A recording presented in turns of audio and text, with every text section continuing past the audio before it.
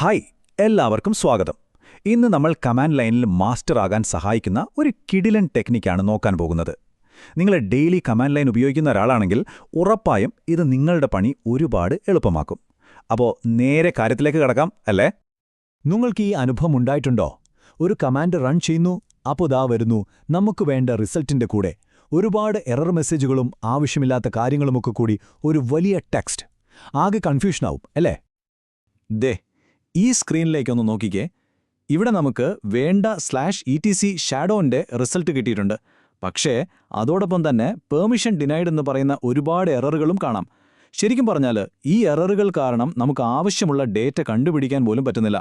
ആകെ ഒരു മെസ്സി അവസ്ഥയാണ്. അപ്പോൾ ഈ ഒരു പ്രശ്നം നമുക്ക് പരിഹരിക്കണം. ഈ കാണുന്ന ഔട്ട്പുട്ടിലെ ബഹളമൊക്കെ മാറ്റി നമുക്ക് ആവശ്യമുള്ളത് മാത്രം ക്ലീനായിട്ട് എങ്ങനെ എടുക്കാം, അതാണ് നമ്മളിന്ന് പഠിക്കാൻ പോകുന്നത്.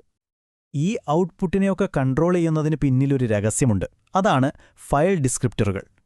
പേരുകേട്ട് പേടിക്കേണ്ട, സംഭവം സിമ്പിളാണ്. എന്താണെന്ന് നമുക്ക് നോക്കാം. വളരെ സിമ്പിളായി പറഞ്ഞാൽ, നമ്മളൊരു ഫയൽ തുറക്കുമ്പോൾ ഓപ്പറേറ്റിംഗ് സിസ്റ്റം അതിനൊരു യുണീക്ക് നമ്പർ കൊടുക്കും, ഒരു ടോക്കൺ നമ്പർ പോലെ. ഈ നമ്പർ വെച്ചിട്ടാണ് സിസ്റ്റം ആ ഫയലിനെ ട്രാക്ക് ചെയ്യുന്നത്. അത്രയേ ഉള്ളൂ സംഭവം. ഈ ഒരു ഉദാഹരണം ആലോചിച്ചാൽ മതി. നമ്മുടെ ഒരു ഹോട്ടലിലെയോ മറ്റോ കോർട്ട് റൂമിൽ നമ്മുടെ കോട്ട് കൊടുക്കുമ്പോൾ അവരൊരു ടിക്കറ്റ് തരില്ലേ? ആ ടിക്കറ്റ് നമ്പർ കാണിച്ചാൽ അവർക്ക് കൃത്യമായി നമ്മുടെ കോട്ട് എടുത്തു തരാൻ പറ്റും. അതുപോലെയാണ് ഫയൽ ഡിസ്ക്രിപ്റ്ററും, സിസ്റ്റത്തിനുള്ള ഒരു ടിക്കറ്റ് നമ്പർ.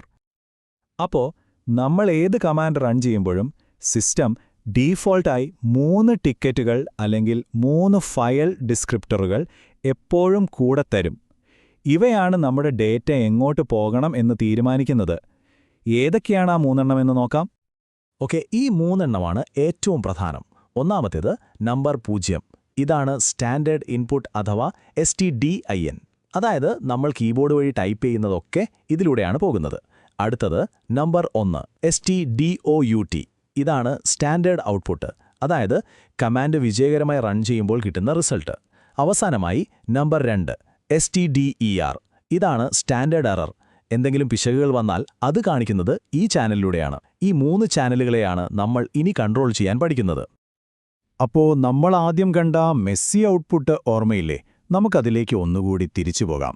ദേ നോക്കൂ, ആ ഔട്ട്പുട്ടിൽ etc/shadow എന്ന ശരിയായ റിസൾട്ട് വന്നിരിക്കുന്നത് stdout, അതായത് ചാനൽ 1ലൂടെയാണ്. അതേസമയം പെർമിഷൻ ഡിനൈഡ് എന്ന എറർ മെസ്സേജുകൾ വന്നിരിക്കുന്നത് stderror, അതായത് ചാനൽ 2ലൂടെയാണ്. രണ്ടും കൂടി ഒരേ സ്ക്രീനിൽ വന്നതുകൊണ്ടാണ് നമുക്കത് കൺഫ്യൂഷനായത്. അപ്പോൾ ഈ ഔട്ട്പുട്ടുകളെയും എററുകളെയും വെവ്വേറെ വഴികളിലേക്ക് തിരിച്ചുവിടാൻ നമുക്ക് പറ്റുമോ? പറ്റും. ആ പരിപാടിയുടെ പേരാണ് റീഡയറക്ഷൻ. ഡേറ്റയുടെ ഒഴുക്കിനെ നമുക്കിഷ്ടമുള്ള വഴിയെ തിരിച്ചുവിടാം. അതിനായി നമ്മൾ ഗ്രേറ്റർ ദാൻ, ലെസ് ദാൻ പോലുള്ള ചില പ്രത്യേക ചിഹ്നങ്ങൾ ഉപയോഗിക്കാം. ഇവയെല്ലാം ഓരോ അമ്പടയാളങ്ങളാണെന്ന് വിചാരിച്ചാൽ മതി. ഈ ആരോസ് ഉപയോഗിച്ച് ഡാറ്റ എങ്ങോട്ട് പോകണം എന്ന് നമുക്ക് സിസ്റ്റത്തിന് നിർദ്ദേശം കൊടുക്കാം. ശരി, അപ്പോൾ നമ്മുടെ ആദ്യത്തെ പ്രശ്നം, ആ അലങ്കോലമുണ്ടാക്കുന്ന എറർ മെസ്സേജുകൾ, അതിനെ എങ്ങനെ ഒഴിവാക്കാം? ഇതാണ് അതിൻ്റെ മാജിക്. നമ്മുടെ കമാൻഡിൻ്റെ കൂടെ 2/dev/null എന്ന് ചേർത്താൽ മതി. ഇവിടെ എന്താ സംഭവിക്കുന്നതെന്ന് വെച്ചാൽ, 2 എന്ന് പറയുന്നത് STDError, അതായത് എറർ ചാനലാണല്ലോ. ഗ്രേറ്റർ ദാൻ എന്ന ആരോ ഉപയോഗിച്ച് നമ്മളതിനെ dev/nullലേക്ക് തിരിച്ചുവിടുന്നു. ഈ dev/null എന്ന് പറയുന്നത് സിസ്റ്റത്തിൻ്റെ ഒരു ട്രാഷ് ക്യാൻ അല്ലെങ്കിൽ ഒരു ബ്ലാക്ക് ഹോളാണ്. അങ്ങോട്ട് പോകുന്നതൊന്നും പിന്നെ തിരികെ വരില്ല, സ്ക്രീനിൽ കാണിക്കുകയുമില്ല. അങ്ങനെ എററുകളെല്ലാം അപ്രത്യക്ഷമായി. കൊള്ളാം. ഇപ്പോൾ നമ്മുടെ ഔട്ട്പുട്ട് നല്ല ക്ലീനായി, എററുകളൊന്നും ശല്യം ചെയ്യാനില്ല. ഇനി നമുക്ക് കിട്ടിയ ഈ നല്ല ഔട്ട്പുട്ട് ഒരു ഫയലിലേക്ക് സേവ് ചെയ്യുന്നത് എങ്ങനെയാണെന്ന് നോക്കാം. അതിനും നമ്മൾ 1 എന്ന ആരോ തന്നെയാണ് ഉപയോഗിക്കുന്നത്. കമാൻഡിൻ്റെ അവസാനം 1 results.txt എന്ന് കൊടുത്താൽ മതി. അപ്പോൾ എന്ത് സംഭവിക്കും? സ്ക്രീനിൽ ഔട്ട്പുട്ട് വരുന്നതിന് പകരം അത് മുഴുവൻ results.txt എന്ന ഫയലിലേക്ക് പോയി സേവ് ആകും. ഒരു കാര്യം ശ്രദ്ധിച്ചോ, ഇവിടെ നമ്മൾ 1 എന്ന് എഴുതിയില്ല. കാരണം നമ്പർ പറയാതെ ഗ്രേറ്റർ ദാൻ ഉപയോഗിച്ചാൽ സിസ്റ്റം ഓട്ടോമാറ്റിക്കായി stdout, അതായത് ചാനൽ 1നെയാണ് റീഡയറക്റ്റ് ചെയ്യുക. ഇവിടെ വളരെ പ്രധാനപ്പെട്ടൊരു കാര്യമുണ്ട്. നമ്മൾ സിംഗിൾ ആരോ ഉപയോഗിക്കുമ്പോൾ ആ ഫയലിൽ നേരത്തെ എന്തെങ്കിലും ഡേറ്റയുണ്ടെങ്കിൽ അത് മുഴുവൻ ഡിലീറ്റ് ആയിട്ട് പുതിയ ഡേറ്റ വരും, അതായത് ഓവർ റൈറ്റ് ചെയ്യും.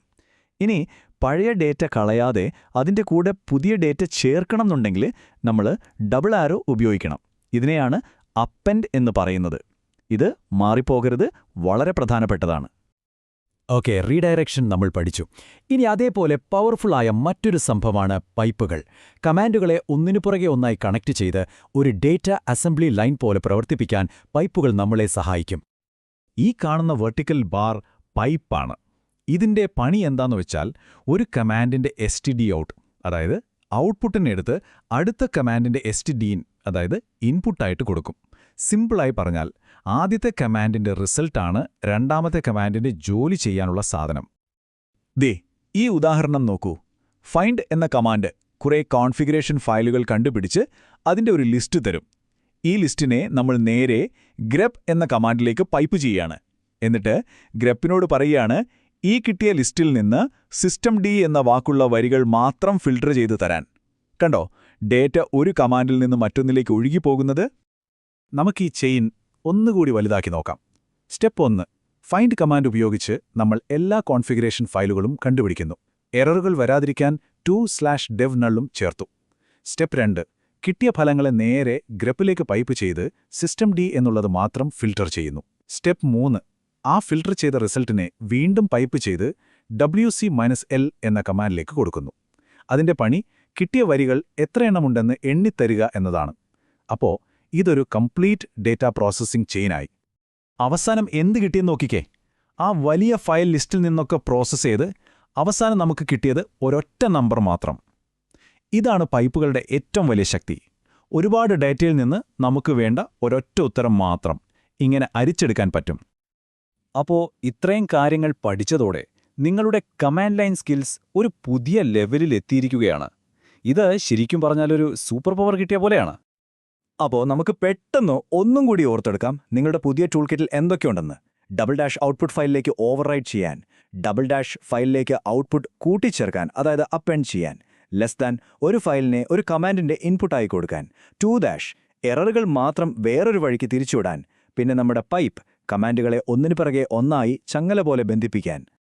ഇപ്പോൾ കമാൻഡ് ലൈനിലെ ഡാറ്റയുടെ ഈ ഒഴുക്കിനെ ഒരു മ്യൂസിക് കണ്ടക്ടറെ പോലെ നിയന്ത്രിക്കാൻ നിങ്ങൾക്ക് കഴിയും. അപ്പോൾ ഈ പുതിയ സൂപ്പർ പവർ ഉപയോഗിച്ച് നിങ്ങൾ എന്ത് ക്രിയേറ്റീവായ കാര്യങ്ങൾ ചെയ്യും? നിങ്ങളുടെ ഏതൊക്കെ ജോലികൾ എളുപ്പമാക്കും ഒന്ന് ആലോചിച്ച് നോക്കൂ. എന്നിട്ട് ധൈര്യമായി പരീക്ഷിച്ച് തുടങ്ങിക്കോളൂ.